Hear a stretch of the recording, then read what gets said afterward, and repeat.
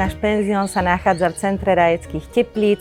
Sme penzión s malým mini pivovarom. Okrem služieb penziónu poskytujeme vlastne pivné kúpele, máme ubytovanie, reštauráciu a varíme vlastne naše vlastné pivko, ktoré sa volá Flam. Fungujeme od roku 2019 s tým, že vlastne máme štandardne nejakých 6-7 druhov piva. Popri štandardnej ponuke takisto robíme aj sezónne špeciály, ktoré sú charakteristické jednotlivými ročnými obdobiami. Veľmi známy je tekvicový ale, je to vlastne pivo, ktoré sa varí na jeseň.